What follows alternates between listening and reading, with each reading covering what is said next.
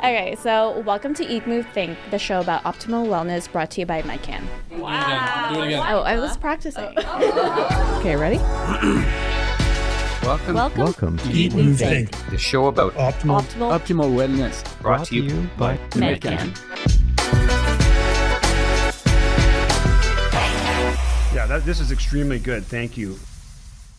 So flu season is coming up. You can feel it. You hear people canceling plans or getting sick. You know, it's just in the air. I was at a conference yesterday, and it was a noticeably denser distribution of coughs than it was even like a couple of weeks ago. You start thinking about your own health a little bit more because you're like, I don't want to get sick. And I think it might be coming. So people have all sorts of preventive things that they do for a flu or a cold or the sniffles or COVID even or RSV, like all of the sicknesses that get more prevalent during the cold weather season. And we're talking about that. We're talking about why do they get more prevalent during the colder season? The conventional wisdom. The myths about how to treat a cold and flu. Like we're going to hear about some of those and whether or not they actually hold any validity. My dad used to, as soon as he started feeling one coming on, he would, it was the only time he would wear jogging pants. He would wear jogging pants, a hoodie, a towel around his neck, a toque, like earmuffs, mittens. Like he was like, this is what you have to do to fight it off. Well, that comes from the understanding that you'll catch a cold if you are cold. If you don't wear a coat and you go outside,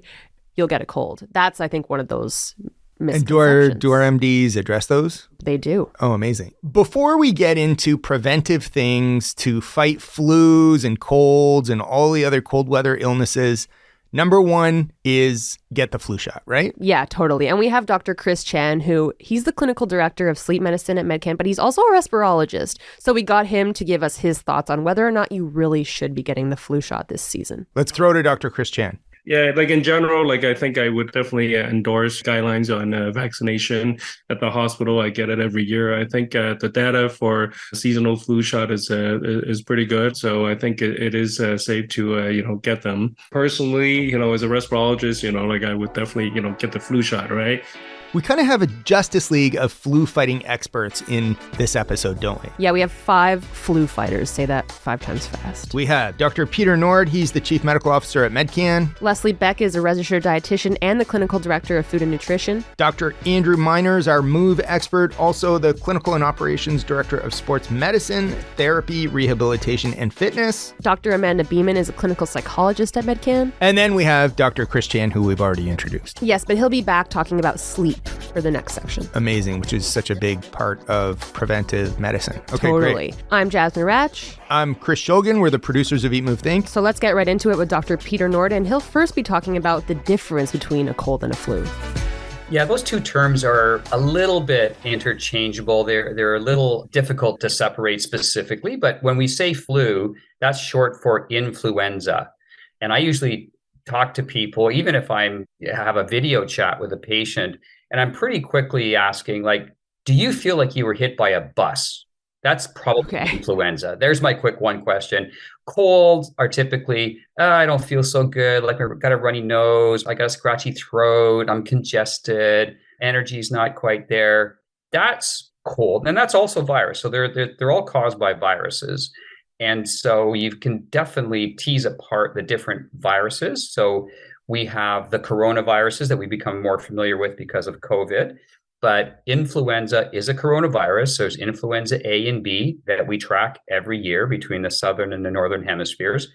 And that's a specific virus that causes a specific constellation of symptoms that are typically much, much worse. So if anybody's had influenza, you are knocked down, you're in your bed, you're wrapped up, you're chills, you really do not feel good for days, and often for weeks it takes to fully recover.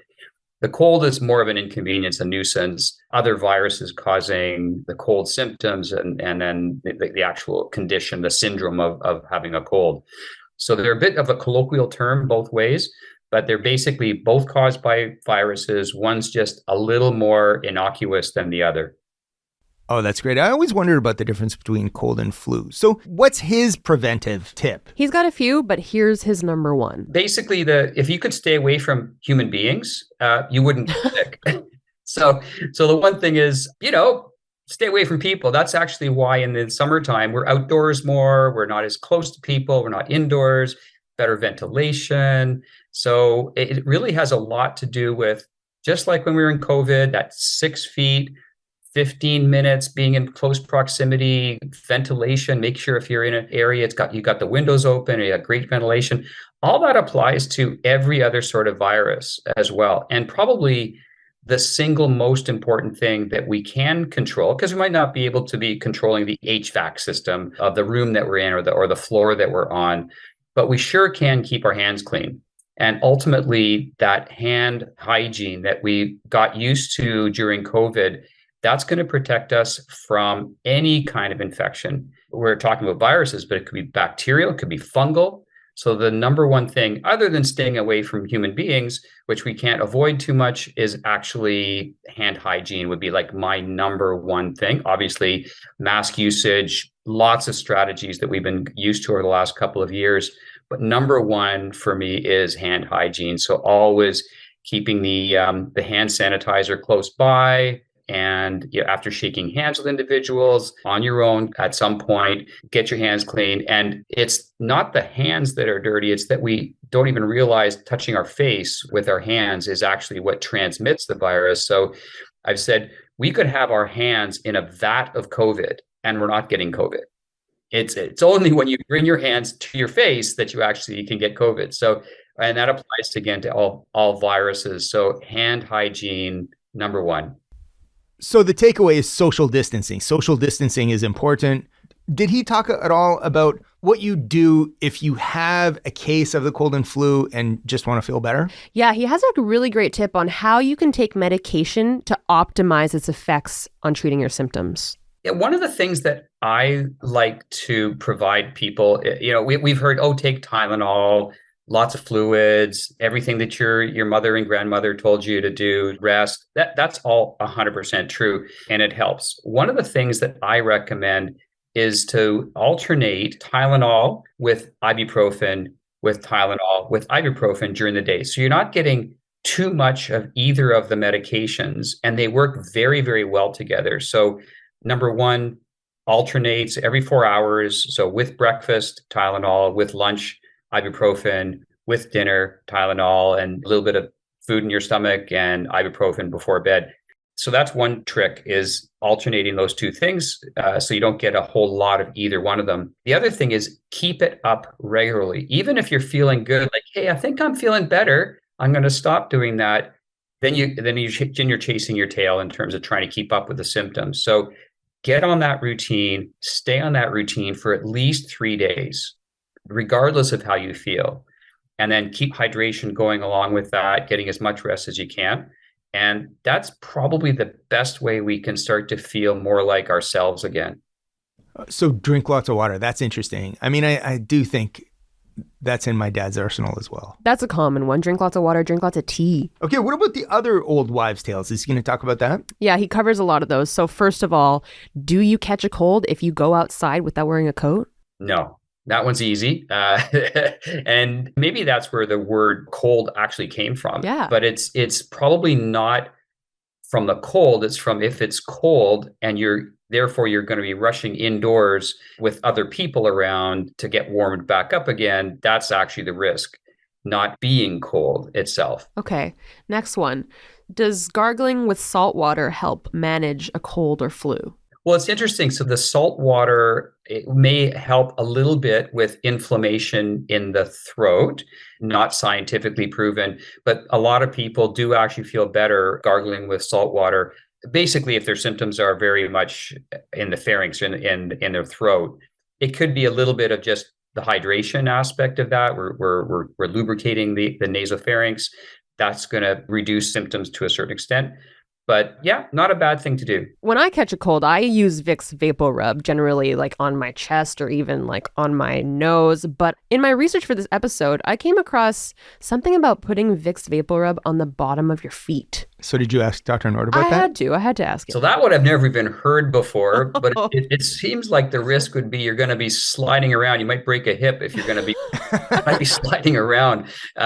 So it could be dangerous, actually, from that perspective. But no, I haven't actually heard that one before. So funny. I thought that was hilarious. I mean, I think the suggestion is you put it on right before you get into bed, but it's a valid concern. So then I asked Dr. Nord about his own experience with the cold and flu. And you know what? I don't know how happy any of us are going to be to hear this answer from him. You know what? I don't. I cannot remember the last time I actually had the cold or flu. I haven't had COVID. And I don't know. I think it goes back, without putting too much of a plug for Eat, Move, Think. But honestly, my wife and I exercise on a daily basis. I don't think we've missed almost a day in the last few years, even during COVID. And so I exercise, outdoor, fresh air, good nutrition, basically all the tenets of Eat, Move, Think. We kind of walk the talk on that. And again, hand hygiene, mask usage when required, but I'm not a fanatic on mask usage either. Like, I'm not walking around in a bubble. And I think it's just those basic things that keep your immune system up. And, if somebody's coughing, hacking up a lung, you probably keep your distance from those folks. And then just be kind of common sense about so many things. I think you put all those things together, and that's how you're going to protect yourself. Dr. Nord does radiate good health. Like, he's got like these broad shoulders. He's energetic. He's always happy. Yeah, I mean, I guess that's right. And so maybe that goes to the Eat, Move, Think lifestyle, I think. Totally. He's walking the walk. And it's also a great segue because now we're launching into the Eat and the Move and the Think of preventing cold and flu. Okay, so Eat expert Leslie Beck, she's up next. The first question I had for Leslie is, can our diet really affect our immune system? Absolutely, it can. Good nutrition is fundamental to immune health, and that's because our immune system relies on a steady stream of nutrients to function optimally. Vitamin A, for example, that reinforces our body's barrier against invasion from pathogens, and it does that by maintaining healthy epithelial tissue. Vitamin A is also needed to generate antibodies. Those are immune cells that neutralize pathogens. We are very familiar with vitamin C in immune health. It acts as an antioxidant and protects immune cells from damage caused by free radicals. And those are unstable molecules that are actually generated during the body's immune response. And there are other nutrients that play an important role in maintaining proper immune function. Vitamin E, vitamin D, zinc, selenium, and protein are some of them. I always recommend meeting your nutrient requirements from whole foods first, and then bridging any gaps in your diet with a supplement. And I typically recommend a vitamin D supplement as well. That is one nutrient that's very difficult to get from diet alone. And at this time of year, in the fall, in the winter, when it's darker and there's less sunlight, we're not making any in our skin. So you need to rely on a supplement for vitamin D. So Leslie mentioned vitamin C there in her list of nutrients that help keep you healthy and not sick. So I had to ask her, there's a lot of talk about vitamin C. How does it help you, if it does, treat a cold or flu? There's a lot of controversy about the effectiveness of vitamin C for treating the common cold. Most of the evidence suggests that taking 2,000 milligrams a day of vitamin C in divided doses, so maybe 500 milligrams 4 times a day, can decrease the duration of cold symptoms by 1 to 1.5 days in adults and kids as well. But it might not help everyone. The research suggests that children, people who are under physical stress, and people who get very little vitamin C in their diet, they tend to respond the best to vitamin C supplements when it comes to managing cold symptoms. The other thing I'd like to say here is that many people think that, I'm popping a vitamin C supplement each day, that'll help ward off a cold. There is no evidence that taking a daily vitamin C supplement does that. It does not reduce the risk of catching a cold. So 2,000 milligrams of vitamin C, how much is that when it comes to getting that from whole foods in comparison to a supplement? Well, for example, we all think of an orange when it comes to vitamin C. One medium-sized orange has 70 milligrams of vitamin C. One of the very best sources of vitamin C are yellow bell peppers. Half of a large yellow pepper has 170 milligrams of vitamin C. Half of a large red pepper has 100 milligrams of vitamin C. A cup of sliced strawberries has 100 milligrams as well. And then other good sources would be things like mango, pineapple, broccoli. So it would take a lot of fruits and vegetables to get that much vitamin C. So yes, a supplement would be required there. So that's interesting because vitamin C can help manage a cold, but it will not help to prevent a cold. And that's an important distinction. Okay, so I think the next nutrition thing that everybody wonders about is soup. That is a big one. And it's also something that the other docs mention in their go-to remedies for a cold or flu. Amazing. So we had to ask Leslie about the research. Oh my gosh, that's the best known cure-all for treating a cold for sure. But there's no evidence to prove that eating chicken soup is effective at treating the common cold. There are, however, theories that have been gleaned from lab studies as to how chicken soup might help. So there was one experiment conducted at the University of Nebraska. It was published in the year 2000. It showed that a homemade chicken soup, now it contained chicken, lots of different vegetables, parsley, salt, and pepper. That was shown to inhibit the activity of inflammation-causing white blood cells in blood samples from volunteers. So this was, a test tube study, basically. So the researchers speculated that by doing this, that could perhaps reduce the flow of mucus and ease a stuffy nose. All that said, there's no reason not to eat chicken and vegetable soup when you're sick. It tastes great, it's nutritious, and it helps keep you hydrated as well. What about the other stuff like zinc lozenges? What she has to say about that? Let's hear from her on that. Most studies, but not all of them, have found that taking zinc lozenges reduces the severity and duration of cold symptoms in adults. So zinc gluconate or zinc acetate lozenges are to be taken every 2 to 3 hours while you're awake, starting within the first 24 to 48 hours of the onset of cold symptoms. I think it's important to also mention something about taking just regular zinc supplements, which some people do around this time of year with the thinking that it's going to boost their immune system. So the safe daily upper limit of zinc for adults from both supplements and foods combined is 40 milligrams. So long-term intakes above this have been shown to have adverse health effects.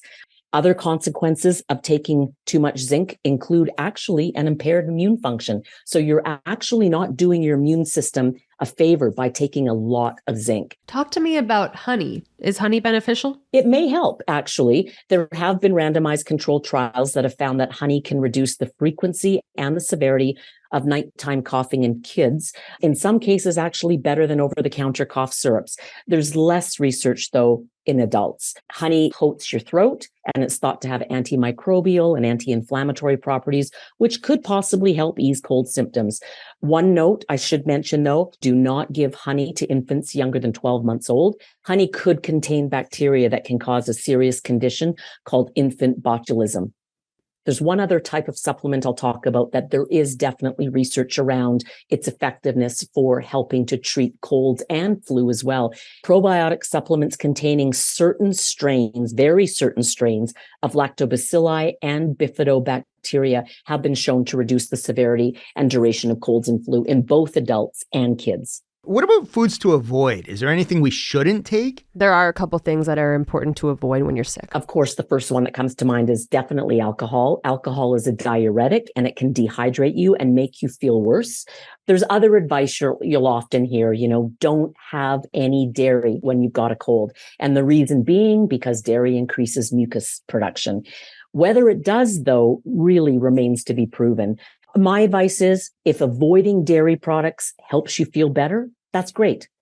But if, ice cream helps soothe a sore throat, that's good too. Leslie, what about you? When you get sick, what is your go-to remedy? Well, thankfully, knock on wood, I don't often get sick. But when I do, I really do try to focus on two things. I really try to stay hydrated. I think that's important. So, I drink tea, soups, that kind of thing to maintain my hydration. And I also focus on getting lots of sleep. Absolutely. I know sleep always helps me recover more quickly. That was some great guidance from Leslie Beck. Really backed with research too. Okay, now let's move on to the second tenet of our Eat, Move, Think philosophy, which is move. Let's hear from Dr. Andrew Miners. So what's your own experience with getting sick, Dr. Miners? Do you get sick a lot? Yeah, sure. Of course, everybody gets sick. I wouldn't say I get sick a lot, though. But yeah, I get sick, occasional sniffle, occasional stuffy nose, those types of things for sure. Can you talk to me a little bit about how exercise in general can affect our immune system and our likelihood to get sick? Exercise is a big topic of mine. As we know, we've done several talks on Eat, Move, Think on exercise and its related benefits. But a lot of people don't realize that it is, in fact, good for your immune system too, which is obviously your defense mechanism within your body that fights off viruses and illnesses that you might otherwise get sick with. And people may not know that fact, but they probably have heard that they think if you exercise too much, it might damage your immune system and might make you more sick. And both of these things are correct, meaning that if you overtrain, if you're training for a marathon and without adequate nutrition and rest and recovery, or you're doing some other type of sport where you're overtraining, overstressing your body, then that will have an impact on your immune system and increase your susceptibility to getting an illness like a virus or a cold bug or something like that. But more and more research is coming out showing that doing some moderate to vigorous exercise on a regular basis is beneficial to your immune system. It helps to boost your white blood cell count, and which are the parts of your blood that fight off infections, part of your immune system cellular response.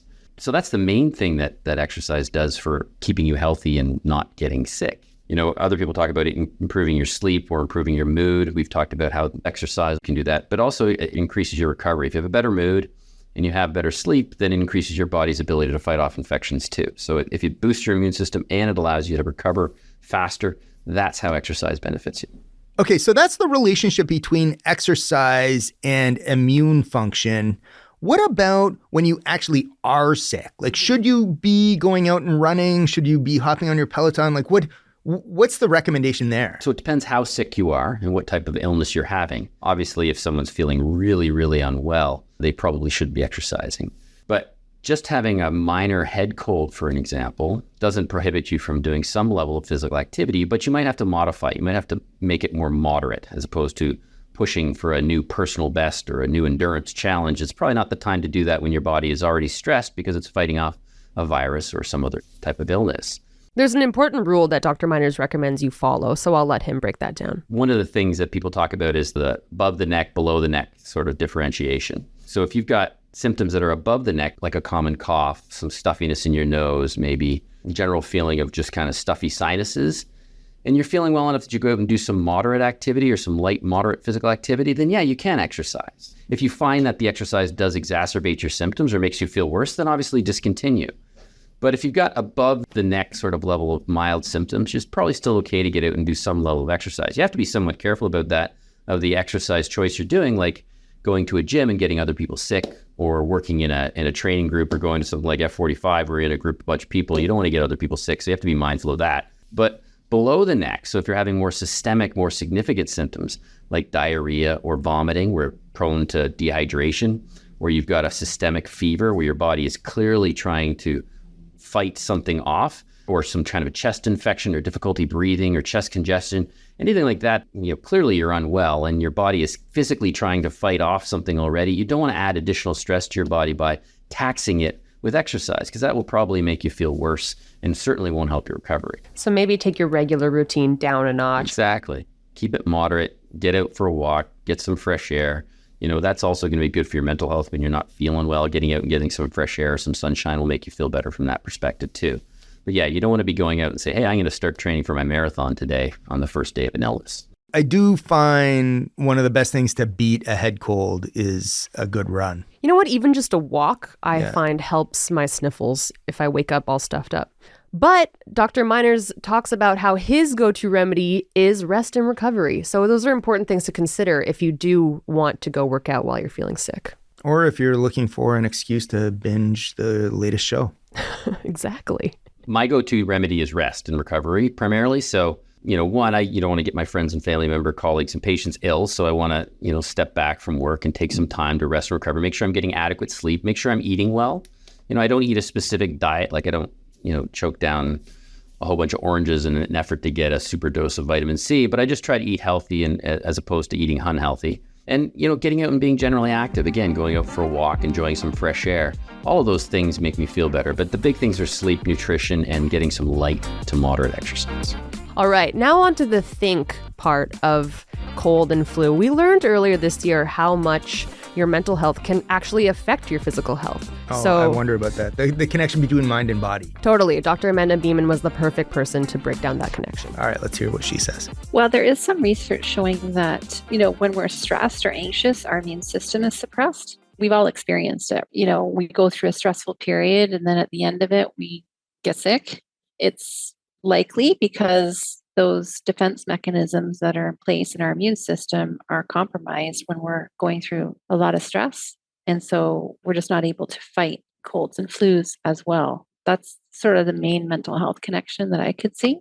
Once you get the cold or flu, then it's kind of a different relationship, right? We're knocked off our feet for a while, which means perhaps spending more time alone, lying in bed more. For some people, it's fine. They're like, yes, I get a day off work. I can just watch movies and do some of the stuff that I don't get a chance to do. But sometimes it can actually be a trigger for people. If your mood is already low or you're already experiencing some mental health challenges, then getting ill on top of it and having a lot of time to be in some more passive state where you don't have those usual things that might help your mental health, like being able to exercise or socialize or just generally not feeling physically well, it can actually maybe worsen an existing issue. So if you are homesick, what sort of things can you do? Are there any sort of strategies when it comes to mental health to boost your mood? I would suggest finding some things that are engaging as much as you can, like reading or maybe calling your friends, getting some support that way. Maybe journaling some of your thoughts if you're noticing that you're, kind of going down a path of negative thinking, perhaps writing some of that down and maybe even keeping a gratitude journal. Like I think when we get sick, we can easily think of how terrible everything is. We might start to get into that mindset. So maybe reminding ourselves, like, what are the things that I'm thankful for, even though I'm sick? If you have a meditation practice already, I would suggest turning to those things. I mean, this is why we do a meditation practice, right? So that in these moments that are more difficult, you have something to turn to. We need to take care of ourselves in that time. So a lot of time we're not taking care of ourselves. Getting sick is a sign that, okay, it's time to really take care of ourselves. And turning to something that has given you comfort before, like a favorite movie or something that's going to distract you somewhat from how you feel, sounds to me like a good thing to do. Do you have anything you like to engage in or indulge in when you're sick? I'd like to read because I have all this stack of books that on my bedside table I never get to. And so, it's kind of nice to have that break to be able to read or watch a show, like watch movies. Those would be my go-tos. In a previous interview I had for this same episode with Dr. Nord, his main thing that said causes you to get sick is spending time with people. So that's a funny irony. It'll be that engagement with others that gets you sick, likely in the first place. So it's kind of a double-edged sword. It's sort of like the conundrum, right? Like we're a species. I mean, mammals, we need to be in a social environment to live, to thrive. The downsides to that are illness can be passed amongst us, but also, sometimes difficult people too. That's another aspect of it. We kind of got to take the good with the bad and get the benefits. We also have to put up with some of the downsides. There's real research that shows that people who are very lonely or isolated a lot do feel cold and flu symptoms more. Like they'll have a worse cold than someone who isn't lonely and who socializes regularly. So with that being said, do you have any sort of mental health tips to help prevent cold and flu, or maybe keep your mental health up, especially when the days are getting shorter, the weather's getting colder? It can feel harder to just get out of bed every day. Do you have any words of advice for listeners? I'm a big proponent of routines. I mean, this comes from research too. Our mental health is better when we have a plan, right? When we plan our lives, especially during those months or times when our mood is worse, because when our mood is worse, our motivation starts to go down. Like, as you said, it can even be difficult to get out of bed. So if there isn't a structure in place, then what do we need to get out of bed for? It's even harder. Whereas if we have plans, plan your week and you pepper in there, okay, what are the things to plan for good mental health? It's going to be exercise, some type of meditative activity, whether that's yoga or an actual mindfulness practice, or maybe a hobby that really gets you into a flow zone, like knitting or whatever floats your boat, some social activity. And of course, like making sure you're setting yourself up for success with sleep and not too much screen time. And these are all part of a routine, being very intentional about, okay, like, how am I going to spend my day? Like, what portion of it is going to be on me? What am I going to do for myself to keep myself healthy? It's a conversation I'm having with a lot of my clients right now is, okay, winter's coming. What's the plan? We know this is a time where your mood can worsen or you can become more stressed. So what are we going to do about it? It's getting dark. It's easy for you to curl up and want to retreat and hibernate. How are we going to prevent that from happening? Because we know that it affects your mood. This is particularly true for people who suffer from depression. The shorter days become a problem. And the weather too, it's just not as easy to get out for a walk or to see friends or whatever. So we gotta be proactive. So the mind-body connection. Yeah, I think that's great. Well, what about, we often associate sleep with think.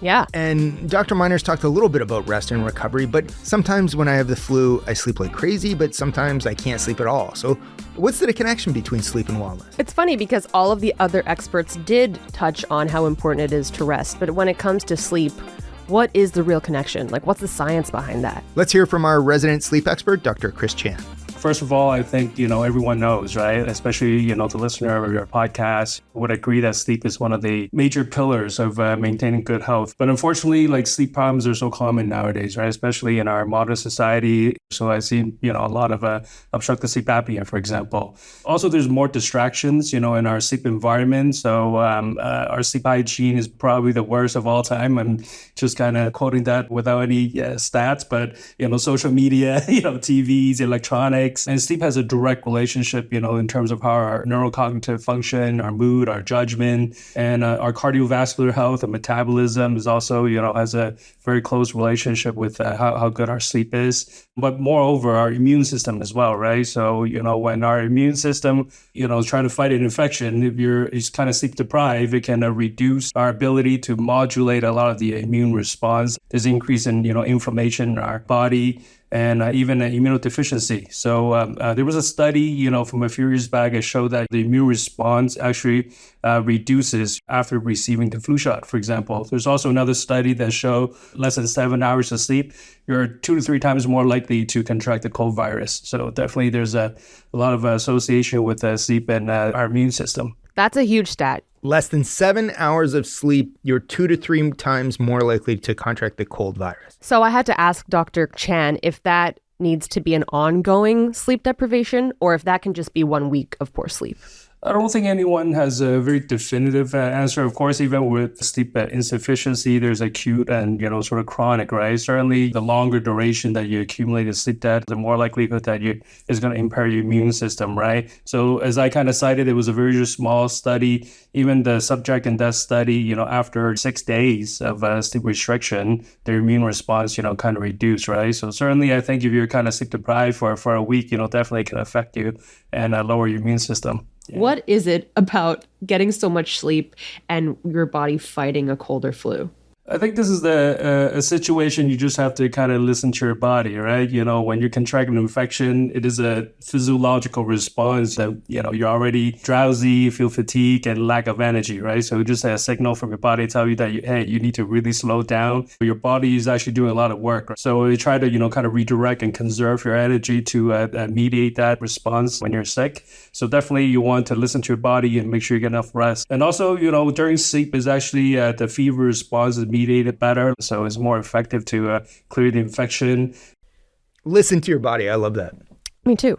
So he talks about things you can do to improve your chances of getting a good night's sleep when you are sick, because ironically, cold and flu symptoms can make for a long night. Yeah, well, unfortunately, when you're sick, it will impact your sleep, especially with the upper respiratory tract infection, right? So the short answer is that you pretty much have to sort of just tough it out. But, there's a few things you can potentially do. Make sure, your sleep environment is optimal, it's dark enough, quiet enough, cool enough. Second of all, you can consider, using a humidifier in the room, because if the air is dry, it can dry up your mucus, your saliva, and that can affect, those cilia, the hair, function to clear up the infection. Also, if you have a lot of postnasal drip, you can try to prop your head up or sleep a little bit in an inclined position, okay, to reduce the postnasal drip. Cold medication, I tend to advise the patients to avoid, okay, especially the ones with that decongestant, okay, because decongestant is can affect your sleep. It acts on the fight or flight part of your nervous system, right? So when you're fight or flight, you don't want to sleep, right? So definitely avoid decongestant. Or taking a hot shower or a hot bath, before bedtime. Try to relax yourself and break up the mucus. It might also also, help. Yeah. And so talk to me about medication that is drowsy that you're supposed to take before you go to bed. It might help you fall asleep, but what does taking drowsy medication do to your quality of sleep throughout the night? Probably going to shorten your sleep latency. Okay, some of the medication like cough medications, one of the side effects is, make you more drowsy, right? So it kind of shorten the time that, you fall asleep, right? But if you want to get the proper quality sleep, your brain has to still kind of go through, these proper sleep cycle and go through the transition, right? Anything that sort of, wakes up or break you up from these sleep cycle can alter the quality of your sleep, okay? But if you're coughing and sneezing, having respiratory problem, you're wheezing, you're short of breath, that itself can also, alter the natural sleep cycle, right? Other than that, probably won't, improve, the quality of sleep by just taking, your NyQuil or any other over-the-counter medication, right? Maybe just a side effect of, reducing the sleep latency because of the side effect of these medications. So would you recommend that before bed, somebody takes cold medication that doesn't make them drowsy to then maybe treat the symptoms and help them fall asleep more naturally? No, I mean, I think that your runny nose is just, very significant. Your cough is just disrupting your sleep, and you have to take, some medications, certainly take some cold medication for nighttime without the decongestant. So during the day, you can also take cold medication with the decongestant to reduce, these secretions in your upper respiratory tract. So it might be helpful. If your sleep is harmed, then you're more likely to get sick. And when you're sick, you're more likely to sleep poorly. So it almost seems like this never-ending cycle. I mean, yeah, sometimes you just do have to take some sort of a medication to help. If it means you're getting more sleep than without having taken the medication, Dr. Chen recommends that's what you should do. Gosh, I do feel like I am armed with the latest and best evidence going into this flu and cold season. I'm really feeling like, I guess what am I going to take away from this? I'm going to exercise, I'm going to eat right, and I am going to do some slipping around on the Vicks VapoRub. Yeah, slip and slide with the Vicks Vapo. It's pretty much just keeping that healthy lifestyle all year round, and then maybe paying special attention to some things like make sure you're getting your vitamin D, make sure you're getting more sleep. There's just certain things to cover your bases and keep yourself healthy this season. And get the flu shot. Totally. And now we're all flu fighters. That was our episode on cold and flu prevention and management, featuring Dr. Peter Nord, Medcan's Chief Medical Officer, Leslie Beck, Registered Dietitian and Clinical Director of Food and Nutrition, Dr. Andrew Miners, the Clinical and Operations Director of Sports Medicine, Therapy, Rehabilitation, and Fitness, Dr. Amanda Beaman, Clinical Psychologist at Medcan, and Dr. Chris Chan, Respirologist and Clinical Director of Sleep Medicine at Medcan.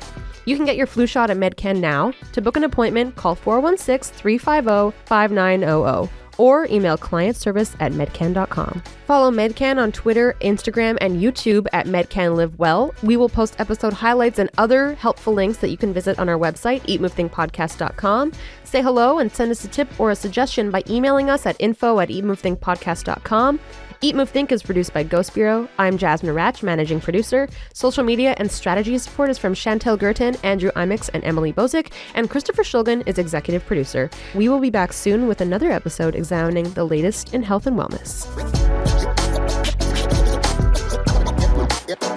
This podcast episode is intended to provide general information about health and wellness only and is not designed or intended to constitute or be used as a substitute for medical advice, treatment, or diagnosis. You should always talk to your Medcan healthcare provider for individual medical advice, diagnosis, and treatment, including your specific health and wellness needs. This podcast is based on the information available at the time of preparation and is only accurate and current as of that date. Source information and recommendations are subject to change based on scientific evidence as it evolves over time. Medcan is not responsible for future changes or updates to the information and recommendations and assumes no obligation to update based on future developments. Reference to or mention of specific treatments or therapies does not constitute or imply a recommendation for endorsement. The links provided within the associated document are to assist the reader with any specific information highlighted. Any third-party links are not endorsed by Medcan.